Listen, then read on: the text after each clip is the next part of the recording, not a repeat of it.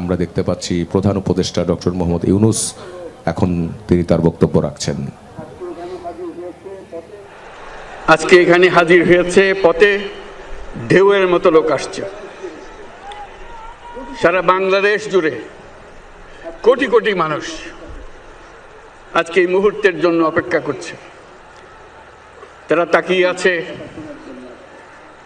হাদির কথা শোনার জন্য। আজকে বিদেশে যারা আছে বাংলাদেশি, এই মুহূর্তে তারাও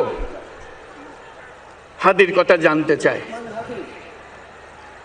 প্রিয় ওসমান হাদি, তোমাকে আমরা বিদায় দিতে আসি নাই এখানে। তুমি আমাদের বুকের ভেতরে আছো এবং চিরদিন বাংলাদেশ যতদিন আছে তুমি সকল বাংলাদেশির বুকের মধ্যে থাকবে। এটা কেউ সরাতে পারবে না। আমরা আজকে তোমাকে প্রিয় হাদি বিদায় দিতে আসিনি। আমরা তোমার কাছে আমরা ওয়াদা করতে এসেছি। তুমি যা বলে গেছো সেটা যেন আমরা পূরণ করতে পারি, সেই ওয়াদা করার জন্য আমরা একত্র হয়েছি। সেই ওয়াদা শুধু আমরা নয়, পুরুষানুক্রমে বাংলাদেশের সব মানুষ পূরণ করবে। সেই ওয়াদা করার জন্যই আমরা তোমার কাছে আজকে এসেছি, সবাই মিলে যে যেখানে আছি।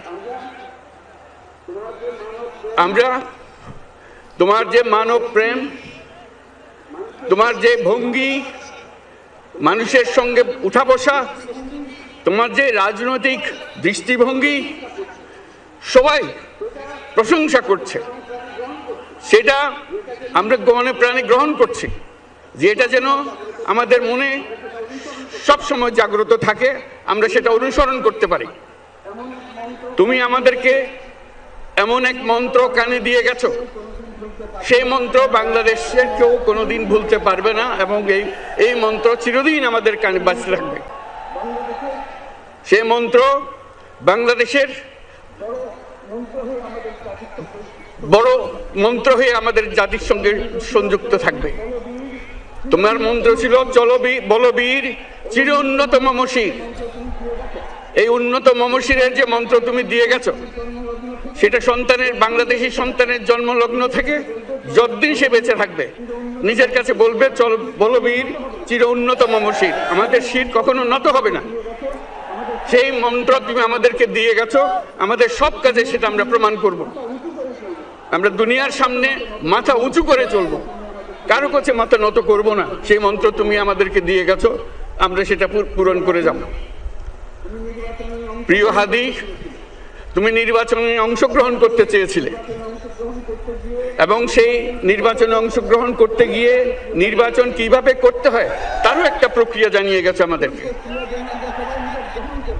সেই প্রক্রিয়া যেন আমরা সবাই মিলে গ্রহণ করি, যে কিভাবে প্রচারণা কার্য চালাতে হয়, কিভাবে মানুষের কাছে যেতে হয়, কিভাবে মানুষকে কষ্ট না দিয়ে তার বক্তব্য প্রকাশ করতে হয়, কিভাবে বিনীতভাবে মানুষের কাছে আসতে হয়, সবকিছু তুমি শিক্ষা দিয়ে গেছো।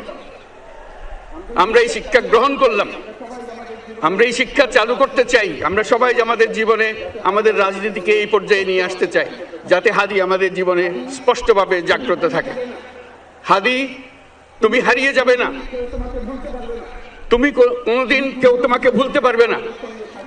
তুমি যুগ যুগ ধরে আমাদের সঙ্গে থাকবে, আমাদেরকে তোমার মন্ত্র পুনঃ মনে করিয়ে দেবে, আমরা তোমাকে মনে করিয়ে দেব চলবীর উন্নত মমশির। আমরা সেই মন্ত্র নিয়ে আজকে সামনের পথে এগিয়ে যাব। তোমাকে আমাদের সবার পক্ষ থেকে তোমার সঙ্গে ওয়াদা করলাম, আজকে তোমাকে আল্লাহর হাতে আমানত রেখে গেলাম।